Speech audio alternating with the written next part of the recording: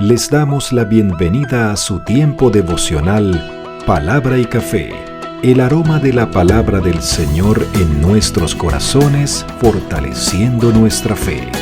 Con el pastor Richard Rodríguez. Por R12 Radio, más que radio, una voz que edifica tu vida. Bienvenidos. Para hoy, mis amados, para hoy en Palabra y Café dice de la siguiente manera: Señor, en mi dolor, tú escuchas mi clamor. En nuestra nueva temporada, Clama a mí y yo te responderé. Acabamos de ver las oraciones sobresalientes y al parecer las únicas registradas como oraciones del libro de Génesis. Y la idea en esta nueva temporada pues es irnos desde Génesis hasta Apocalipsis, comentando y sacando enseñanzas devocionales de esas oraciones que aparecen allí. Y he querido arreglarlas en orden cronológico, diferente al orden alfabético en que aparece esta tabla de ayuda especial de la versión Reina Valera del 95, edición de estudio. Allí aparece todas esas oraciones de la Biblia y es algo muy especial. Pero entendiendo, mis amados, Dios no es un Dios lejano. No fue que hizo su creación y se fue y nos dejó solos. No, sustenta su creación, acompaña su creación, cuida su creación, camina al lado del ser humano, en especial al lado del ser humano que sufre. Lo he dicho. El Señor no se aleja ante nuestro sufrimiento. Al parecer es un atractivo para Él. Aquel que sufre goza de la cercanía y de la presencia del Señor. Un café por eso. Extraordinario.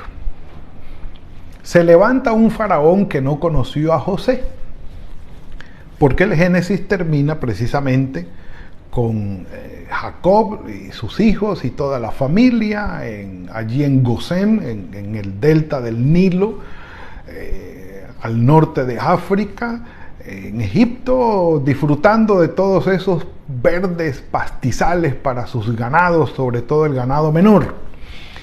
Y allí están, lamentablemente, el faraón que se levantó después de que muere José.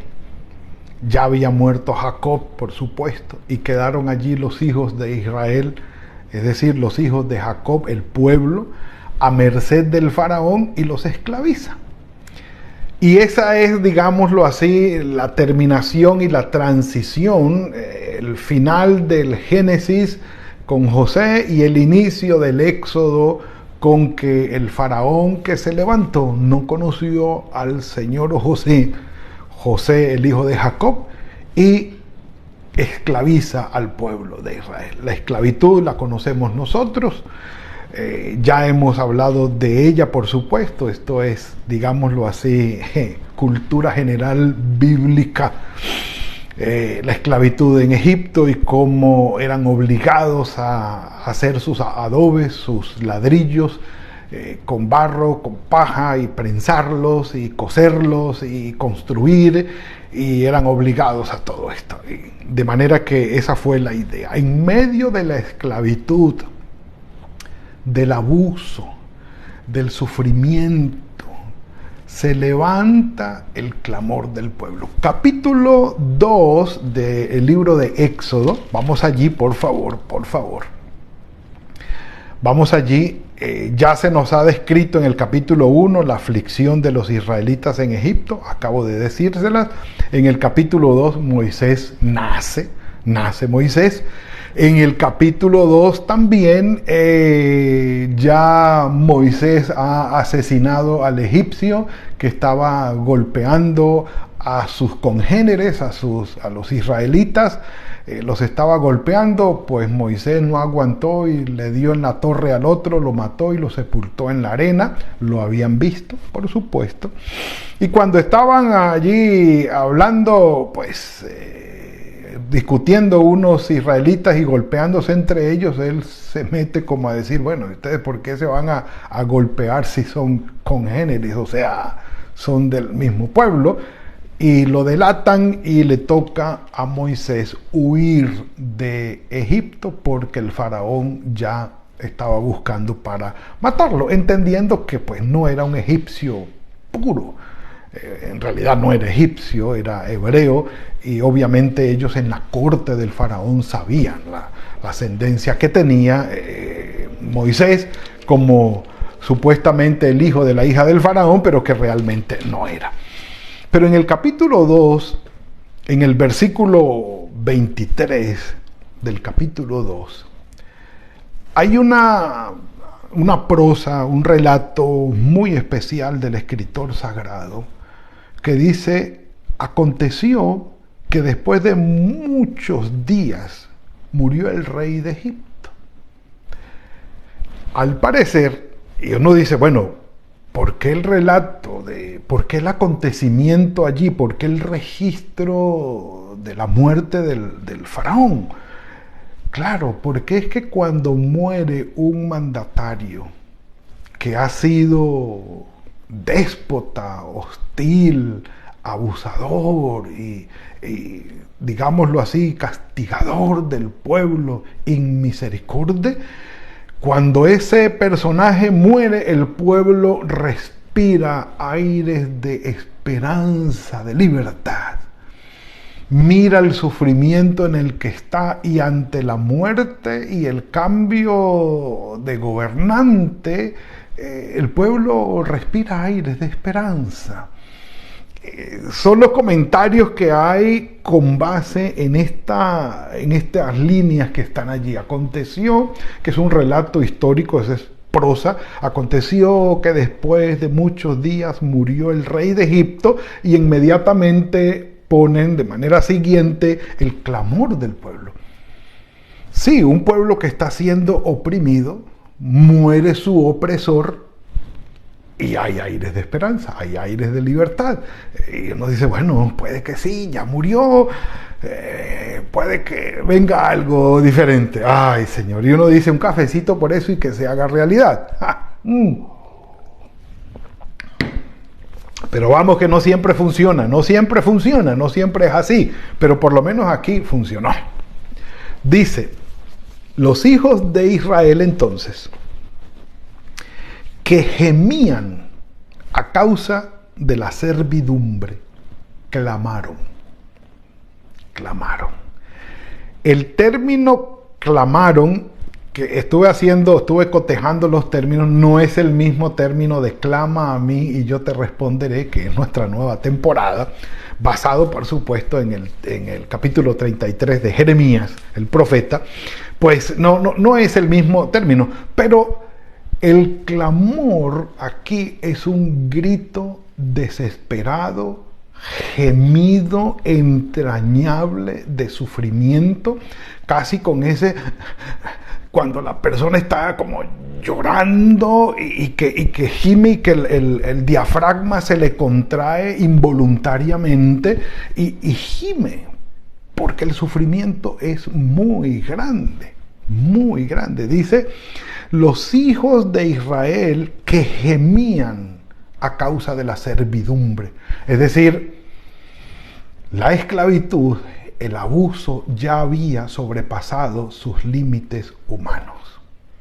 Ya estaba prácticamente deteriorando por completo la salud ante el cansancio, el trabajo y el esfuerzo que les estaban pidiendo hacer. Clamaron, dice, y subió a Dios el clamor de ellos desde lo profundo de su servidumbre. Háganme el favor. Yo quiero leer aquí solo este versículo. Permítanme. Con el correr del tiempo, el rey de Egipto murió y surgió la esperanza de liberación. Los israelitas gemían a causa de la servidumbre y clamaron. Y su clamor subió a Dios a causa de su servidumbre. Esa es la Dios habla hoy.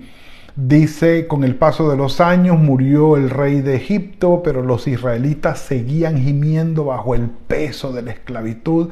Clamaron por ayuda y su clamor subió hasta Dios. La palabra de Dios para todos dice, sin embargo, seguían obligando a los israelitas a trabajar muy duro. Ellos le suplicaban a Dios que los ayudara. Y la final, muchos años después, traducción del lenguaje actual, dice, sin embargo, los israelitas seguían quejándose, pues sufrían mucho como esclavos. Ahora, perdón, ¿cómo fue este clamor? No lo sabemos. Se reunían en sus casas para orar. Oraban mientras estaban trabajando y haciendo sus trabajos pesados. No sabemos, convocaban a grandes reuniones y marchas, no sabemos en realidad. Bueno, lo de las marchas viene siendo una especie de anacronismo para nosotros aplicar, es decir, a una época donde eso realmente no creo que haya existido.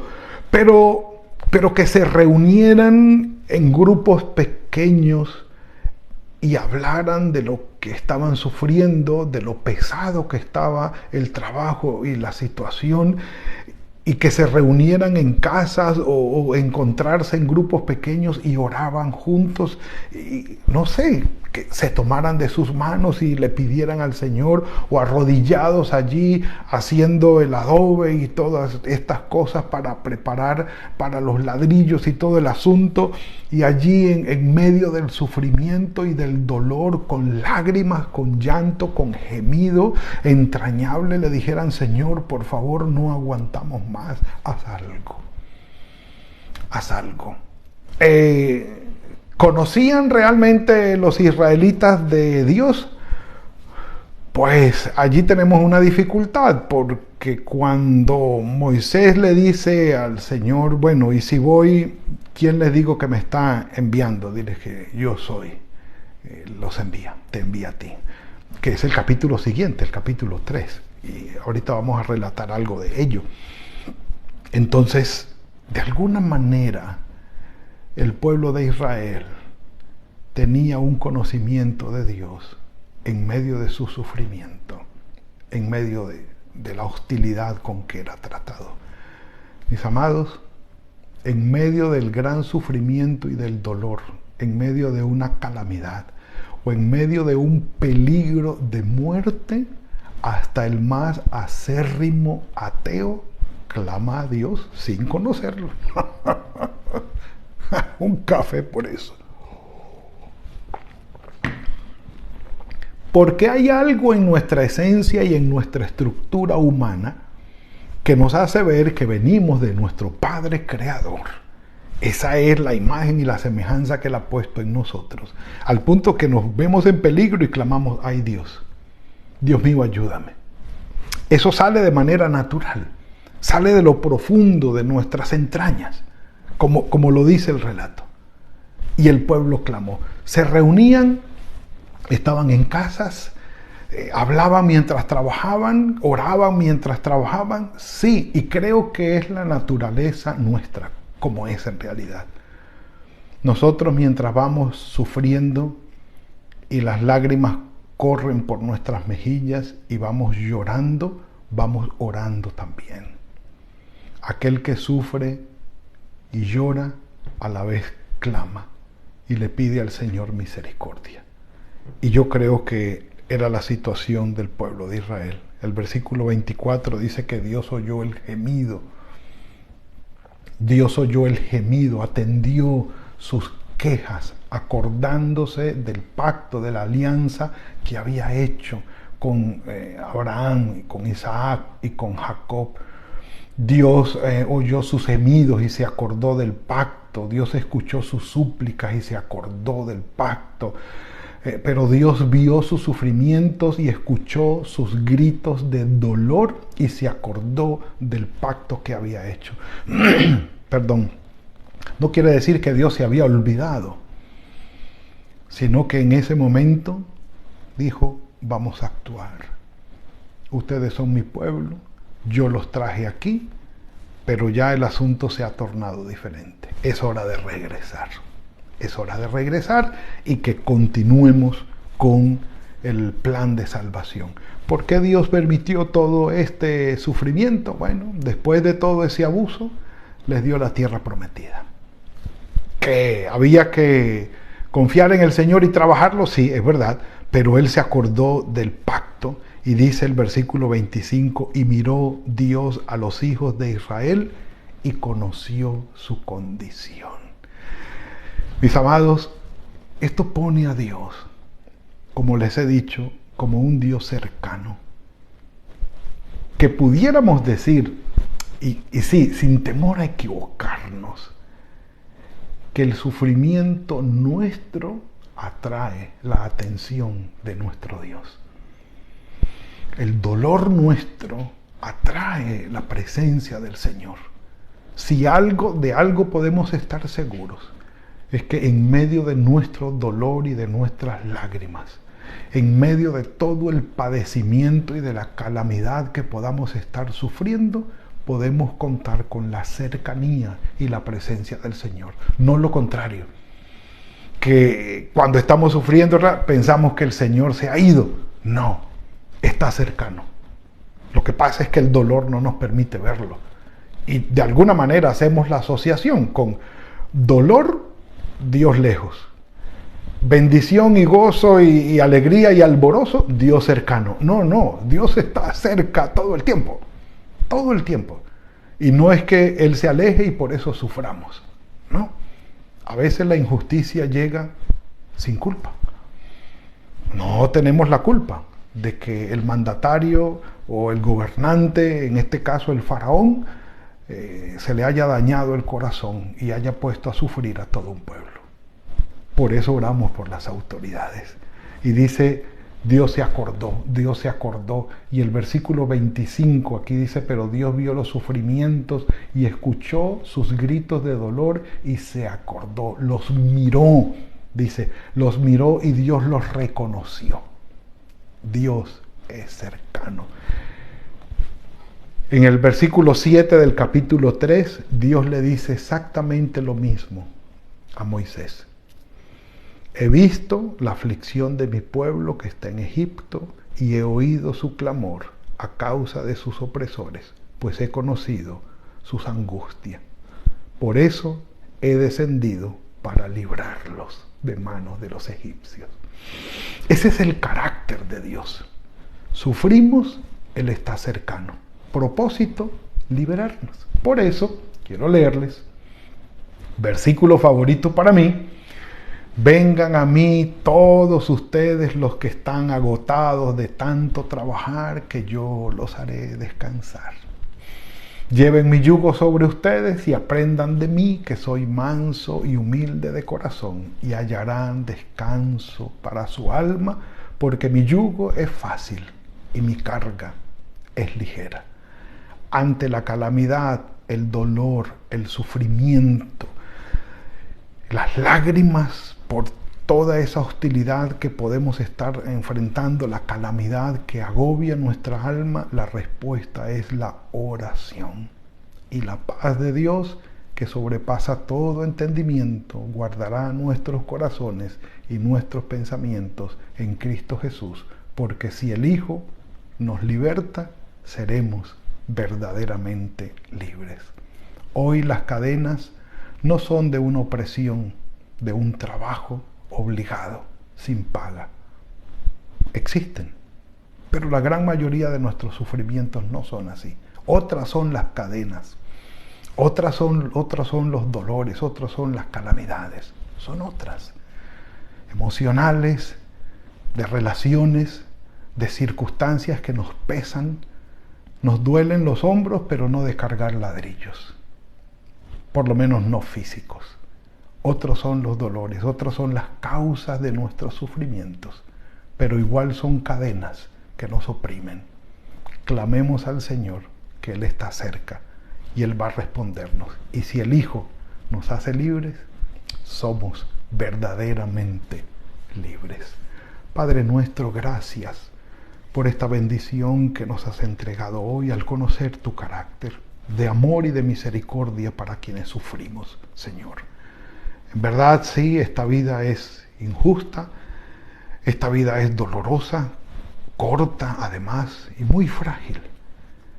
Pero la disfrutamos también porque muchas bendiciones trae. Pero en medio de nuestro dolor, Señor, de quienes estamos aquí conectados y de nuestras familias, en medio de la aflicción, te rogamos, Padre, clamamos a ti y te rogamos que tengas misericordia y gracias por ser cercano, por intervenir y darnos tu respuesta.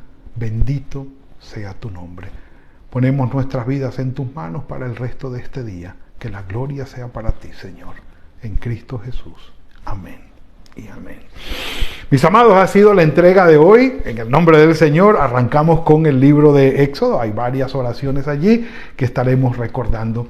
Que el Señor los guarde, los bendiga, que tengan un muy buen día, que el Señor haga fructífero el trabajo de sus manos, que haya paz y gozo en sus corazones, y nos veremos mañana, si el Señor lo permite, en otro tiempo de palabra y café. Que el Señor los bendiga.